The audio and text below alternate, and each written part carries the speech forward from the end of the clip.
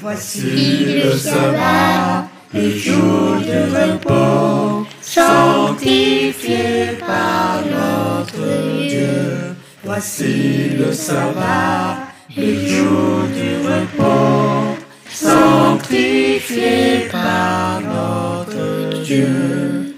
Amen. Amen. Amen. Amen. Amen. Amen. Amen. Amen.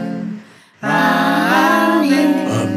Amen. Amen. Amen. Amen. Amen. Voici le sabbat, le jour de repos, sanctifié par notre Dieu. Voici le sabbat, le jour du repos, sanctifié par notre Dieu. Frères et sœurs en Christ, bonjour, bonsoir, j'espère que vous allez bien par la grâce de Dieu.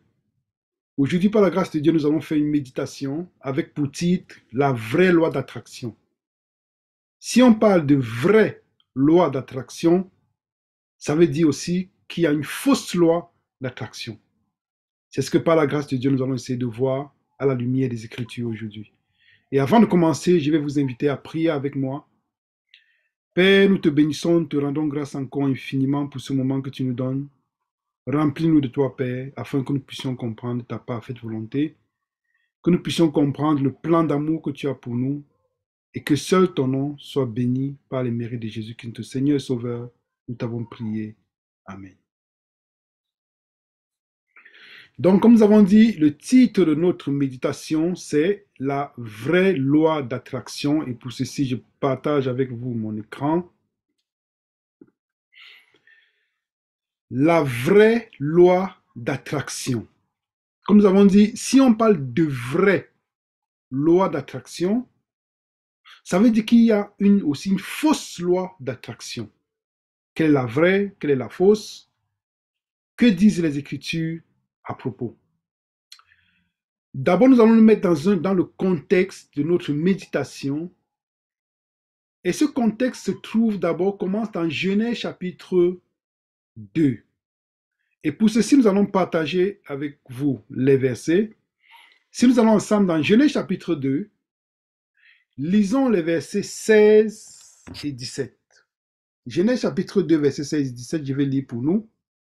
Et l'Éternel Dieu commanda à l'homme, disant, tu mangeras librement de tout arbre du jardin, mais de l'arbre de la connaissance du bien et du mal, tu n'en mangeras pas, car au jour où tu en mangeras, tu mourras certainement. Ça, c'est ce que Dieu dit à l'homme.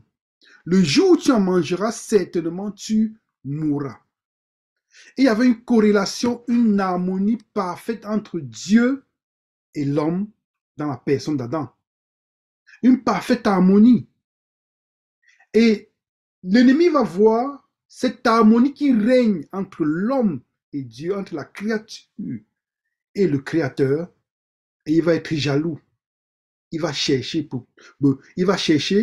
de tous les moyens, par tous les moyens, de mettre cette inimitié, de créer une inimitié entre le Créateur et sa créature. Raison pour laquelle dans Genèse chapitre 3, versets 4 et 5, nous pouvons lire, et le serpent dit à la femme, vous ne mourrez point certainement, car Dieu sait qu'au jour où vous en mangerez, vos yeux seront ouverts et vous serez comme Dieu, connaissant le bien et le mal. D'où vient cette supercherie, cette tromperie?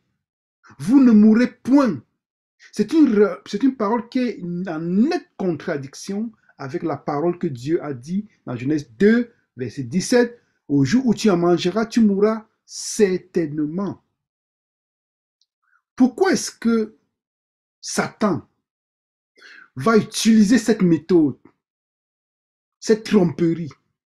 Tu ne mourras point. Parce que c'est la même chose qui a causé sa chute. Rappelons-nous dans Isaïe chapitre 14, verset 12 à 14, quand il est écrit, il disait en son cœur, non, Lucifer Je monterai aux cieux, j'établirai mes trônes au-dessus des trônes du trône de Dieu. Je serai semblable au très haut.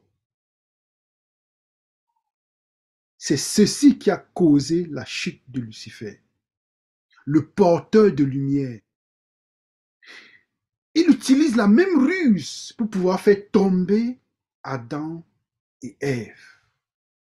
Il y avait une attraction, une loi parfaite, une harmonie entre Dieu et son Créateur. La créature qui s'est rebellée va chercher à imposer une autre loi, à proposer à Adam une autre loi d'attraction par ce faux évangile qui est « vous ne mourrez point ». Et nous allons nous rendre compte que la majeure partie ou même la quasi-totalité des religions païennes ont la même base. Tu ne mourras point. Et c'est attractif.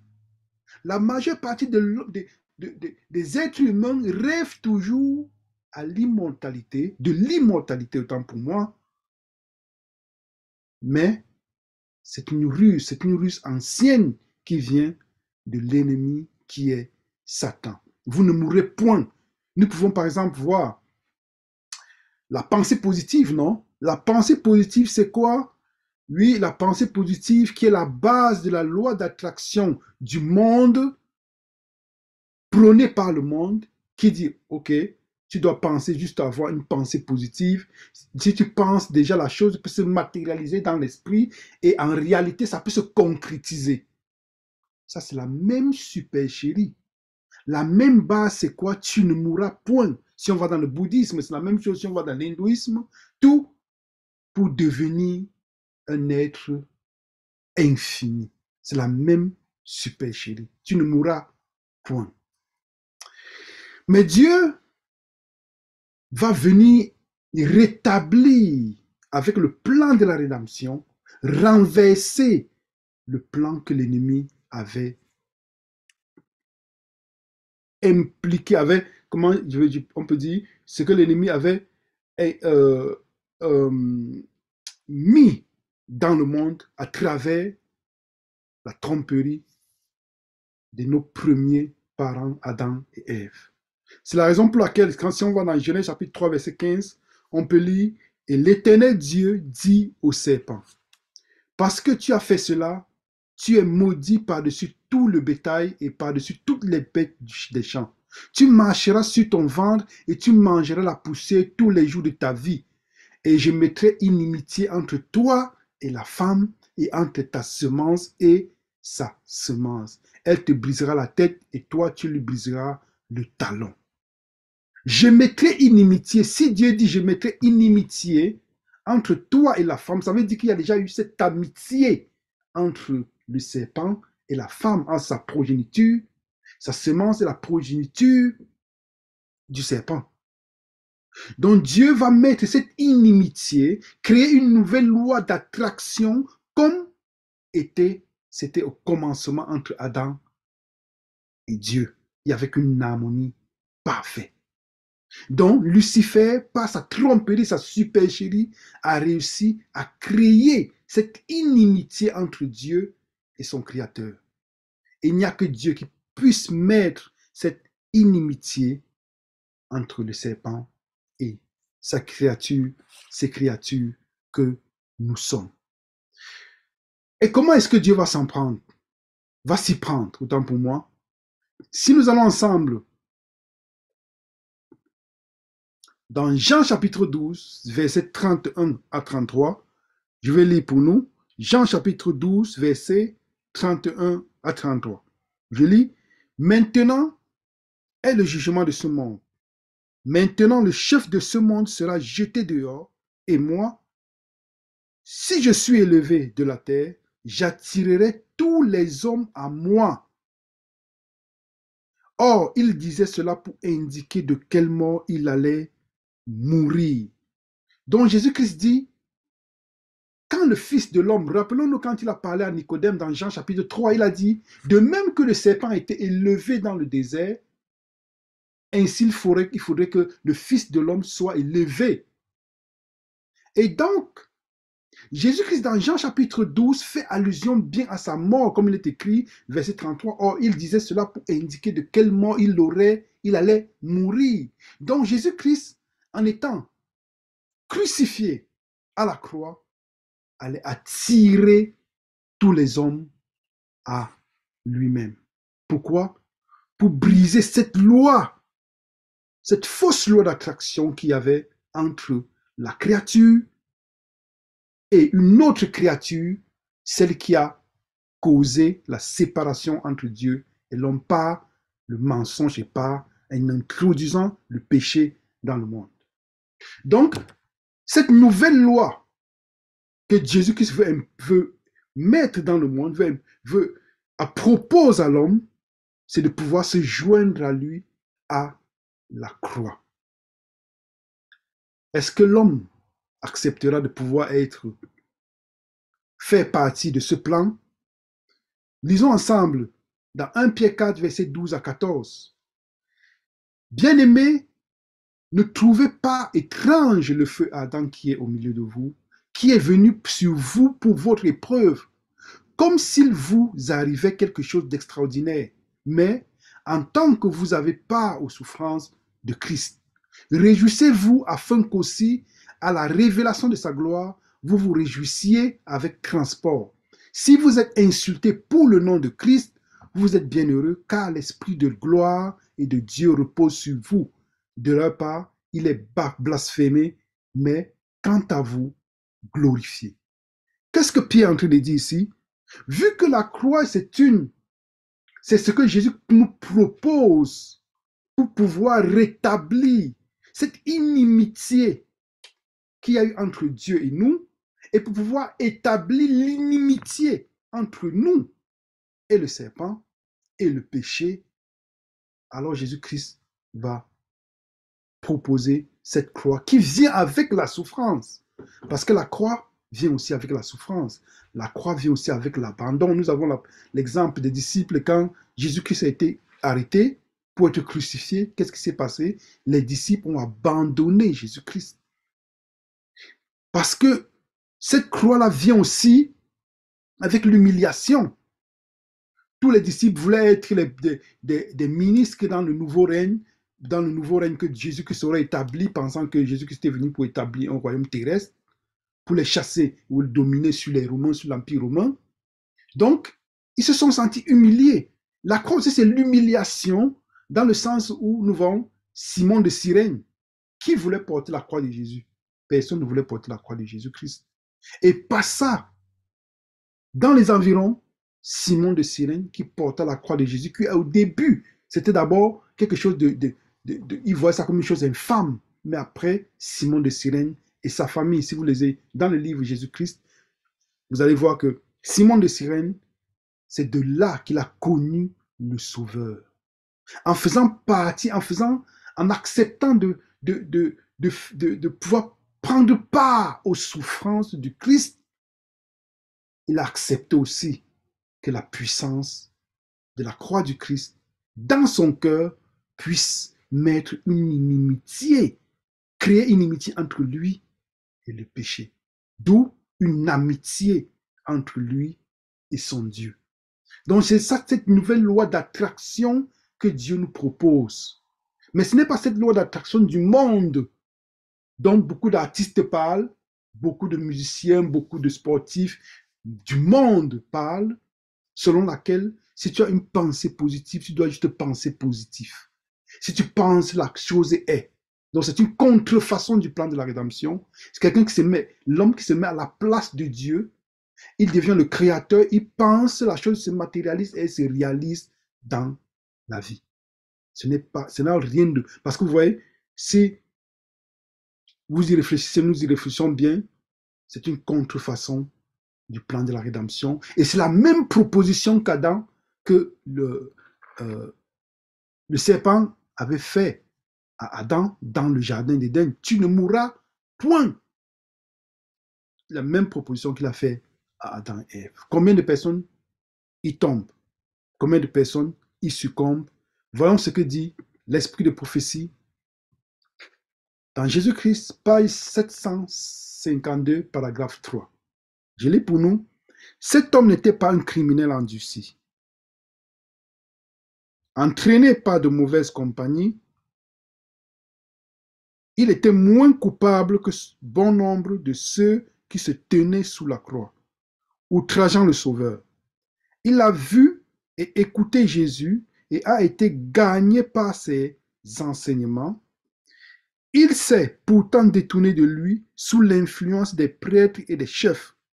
Pour étouffer ses convictions, il s'est plongé de plus en plus profondément dans le péché jusqu'à ce qu'il soit arrêté, jugé comme un criminel et condamné à mourir sur la croix.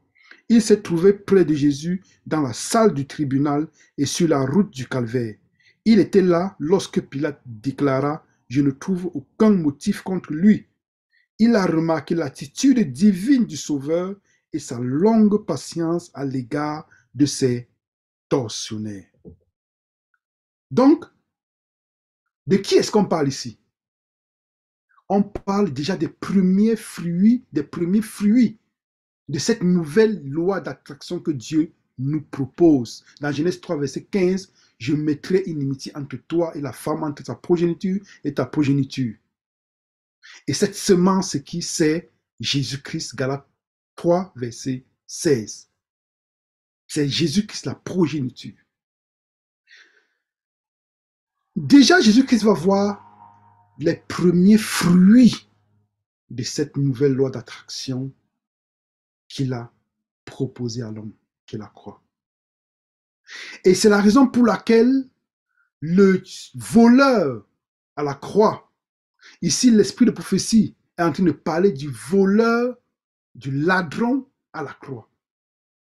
Déjà, le ladron à la croix avait déjà vu, selon comme il est dit, selon comme l'esprit de prophétie nous le dit, pour étouffer ses convictions, il s'est plongé de plus en plus profondément dans le péché.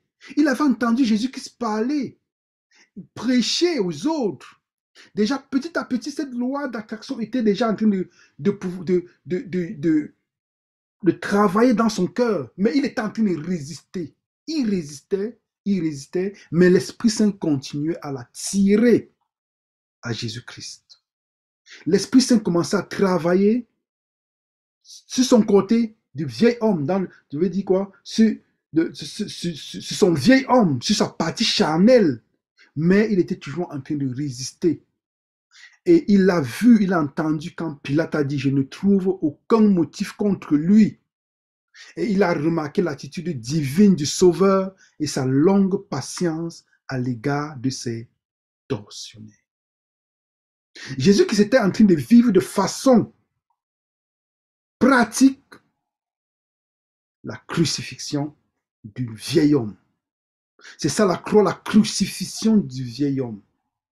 Et c'est cette nouvelle loi d'attraction que Dieu est en train de nous proposer. Et nous allons voir que Jésus-Christ, par sa croix, déjà attirait ce ladron. Et c'était déjà une consolation pour notre Sauveur. Qu'est-ce qui a fait à ce que le Sauveur, notre Sauveur à la croix, puisse supporter toute cette souffrance? C'est parce qu'il voyait au-delà. Il voyait déjà par la foi les choses qui lui avaient été promises. Ces choses qui lui avaient été promises, c'est vous et moi. Il voyait déjà le fruit de son travail. Et à la croix déjà, il avait déjà cette consolation. La croix de Jésus-Christ a eu aussi un impact sur les anges. Lisons ensemble dans l'esprit de prophétie toujours, dans le livre Jésus-Christ, page 762, paragraphe 3. Ce n'est qu'après la mort de Jésus que le caractère de Satan fut clairement révélé aux anges et aux habitants des autres mondes. Le chef des rebelles s'était déguisé avec tant d'habileté que même des êtres saints n'avaient pu comprendre ses mobiles. Il n'avait pas aperçu clairement la nature de sa révolte. Jésus-Christ, page 107-165, paragraphe 2. En versant le sang du Fils de Dieu, il avait perdu les dernières sympathies des êtres célestes. Ça veut dire que dans la ruse de Satan, il avait tellement caché ses motifs, comme dit l'esprit de prophétie, que même les anges ne s'étaient pas aperçus de son enchantement, de sa ruse, autant pour moi.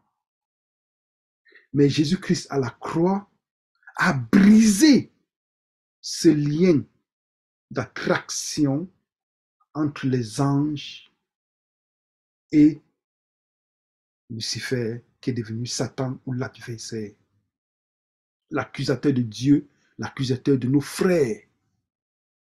En versant le sang du Fils de Dieu, il avait perdu les dernières sympathies des êtres célestes. Ça veut dire dans les êtres célestes, les anges dans les cieux, avaient encore quelques pincements dans le cœur. Il cherche encore à comprendre vraiment le plan de la rédemption. Qu'est-ce qui s'est passé? Pourquoi ceci? Pourquoi cela? Mais avec la mort de Jésus-Christ, ça a été une séparation nette de cette sympathie que les anges pouvaient encore avoir par rapport au prince, disons, au porteur de lumière, Satan, Lucifer, qui est devenu Satan. Donc, à la croix a brisé ce lien. Donc, nous voyons bien la croix, cette loi d'attraction se trouve dans la puissance de la croix de Jésus-Christ. Et nous pouvons lire ensemble dans Marc chapitre 1, 15, versets 33 et 34. Et quand la 6e heure fut venue, il eut des ténèbres sur tout le pays, jusqu'à la 9e heure. Et à la 9e heure, Jésus s'écria d'une voix forte, disant, Eloi, Eloi, lama sabachthani, ce qui interprété est, mon Dieu, pourquoi m'as-tu abandonné? Pourquoi est-ce qu'il y a eu des ténèbres sur tout le pays? Est-ce que Dieu voulait faire voir sa puissance? Ou bien Dieu aussi avait quelque chose dans son cœur, un objectif à atteindre? Parce que l'objectif de Dieu, c'était de pouvoir briser ce lien qui s'était créé entre nous et Satan, en nous proposant une nouvelle loi d'attraction, mais pas celle qui nous attire vers le mal, mais celle qui nous attire vers lui. Et en permettant à ce qu'il y ait des ténèbres sur tout le pays, Dieu, dans son puissance, dans son amour profond, avait toujours un plan. C'était pour que tous ceux qui avaient commis ces mots puissent se rappeler, prendre conscience de leur vrai état, de leurs actes abominables et de retourner à Dieu. C'est la raison pour laquelle Jésus-Christ, Dieu va permettre tous les tremblements de terre et tout. C'est pour attirer l'attention de l'homme, pour lui demander, où es-tu? Rappelle-toi où est-ce que tu es. Tu es perdu et tu as besoin de moi. Toujours pour briser cette loi d'attraction qu'il y a eu entre nous et l'ennemi, en nous imposant, en nous proposant cette nouvelle loi d'amour. L'amour qui est prêt au renoncement. 2 Timothée 3, verset 16 à 17, nous pouvons lire, toute écriture inspirée de Dieu est utile à enseigner, pour convaincre, pour corriger, pour inspirer, pour convaincre, pour instruire dans la justice, afin que l'homme de Dieu soit accompli et parfaitement accompli pour toute bonne œuvre. Donc Dieu nous donne sa parole pour quelle raison? Enseigner, convaincre, corriger, instruire à la justice, toujours pour briser cette loi, cette attraction que nous avons pour l'ennemi. Nous pouvons lire encore ensemble. Dans Matthieu chapitre 11, verset 28, « Venez à moi, vous tous qui vous fatiguez et qui êtes chargés, et moi je vous donnerai du repos. » Dieu nous propose de pouvoir laisser tous nos fardeaux et de venir à lui. Mais le problème, c'est qui résistera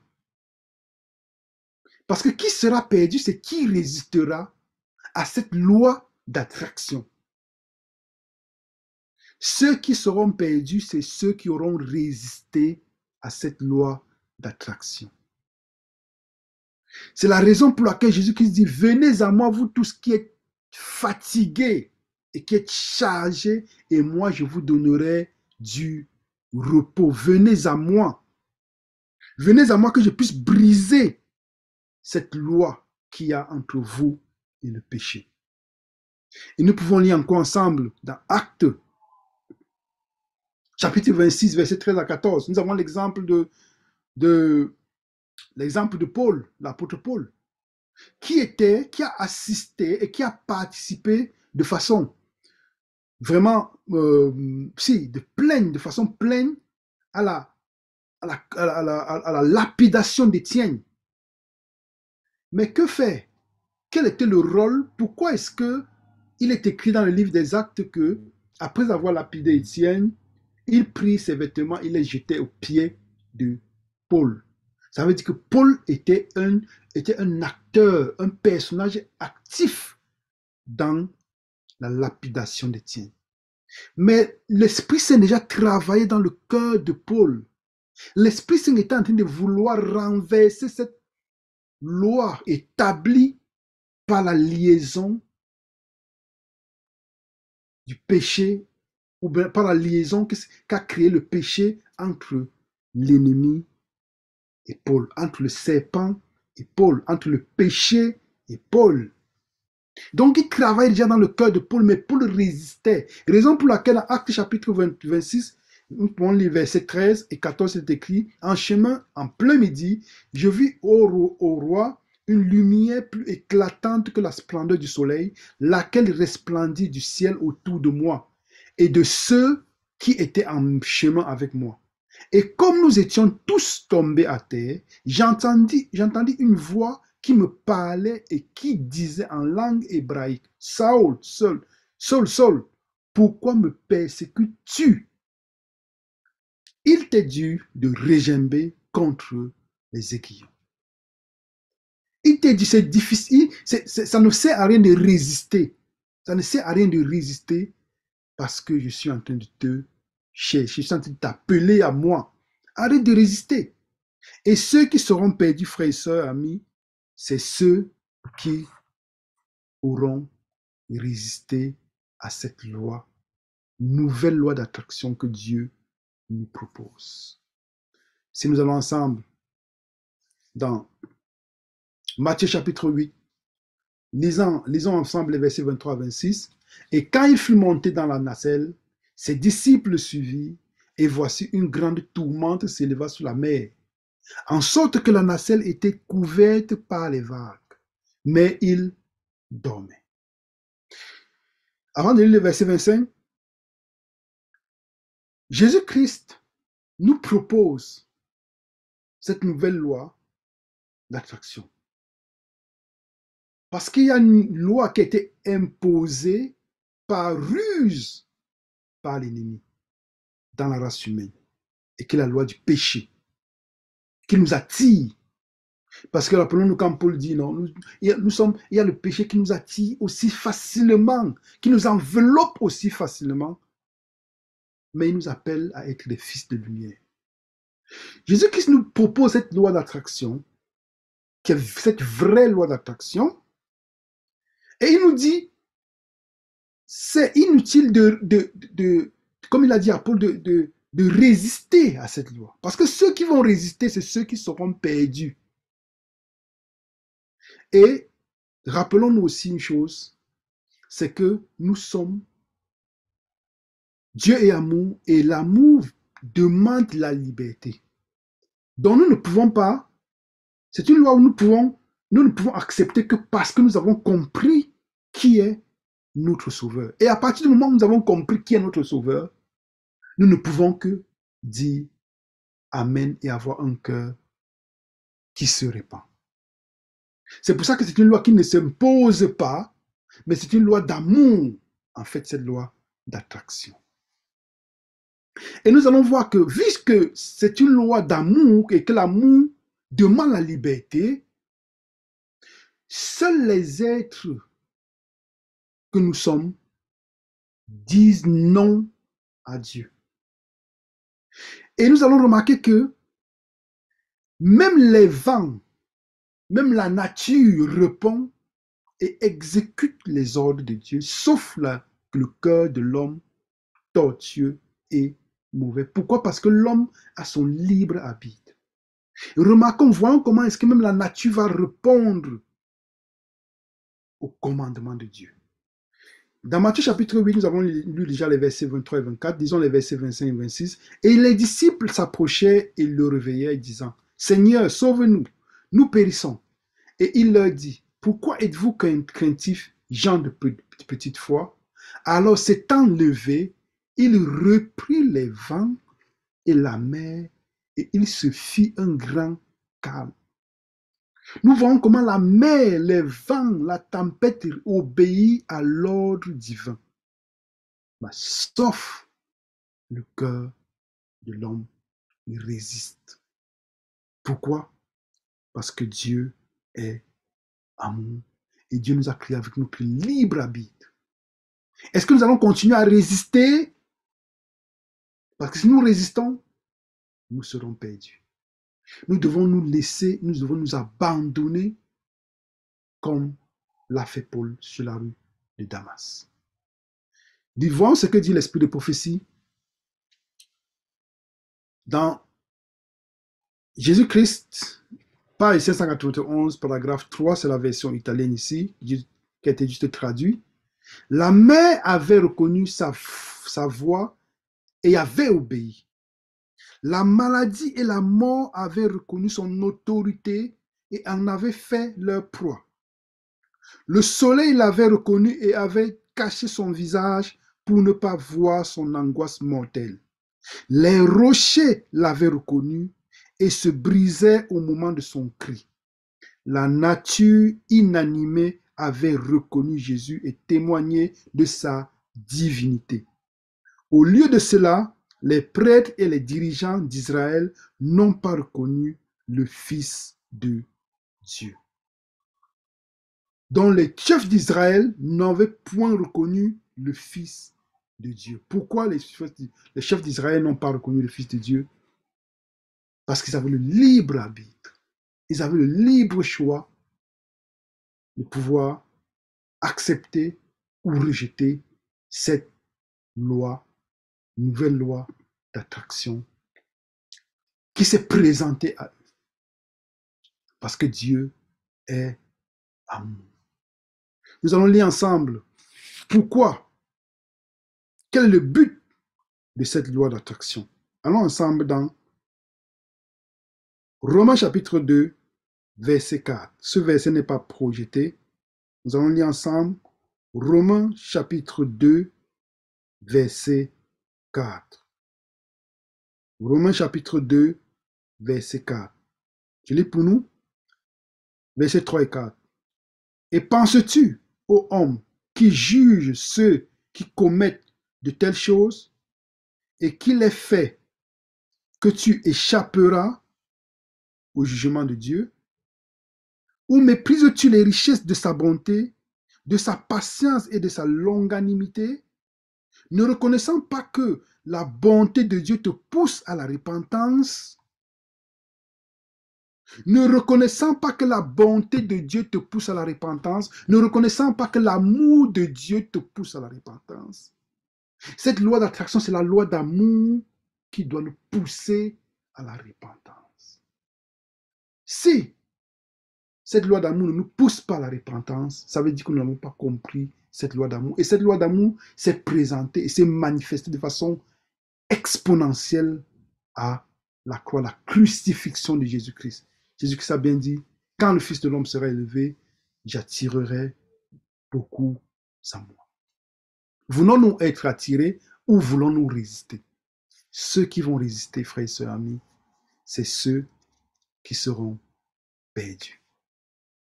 Que l'Éternel nous bénisse et nous remplisse de ses grâces afin que nous puissions ne pas résister à cette loi véritable d'attraction qui est la loi d'amour de Dieu, le Père, en son Fils Jésus-Christ. Je vous invite à prier avec moi pour la conclusion. Père, nous te bénissons, nous te rendons grâce encore infiniment pour ce message d'amour que tu nous as présenté aujourd'hui. Remplis-nous ton Esprit Saint encore, Père. Nous te demandons tous les jours, nous te demandons encore de nous remplir ton Esprit Saint parce que de nous-mêmes, nous ne sommes pas capables de pouvoir le faire, de pouvoir accepter ce sacrifice, accepter le don que tu nous as fait en Jésus-Christ et que nous puissions être attirés par lui, que nous puissions être attirés à toi par Jésus-Christ et que nous puissions dire comme Jésus-Christ, Père, me voici, je viens à toi pour faire ta volonté.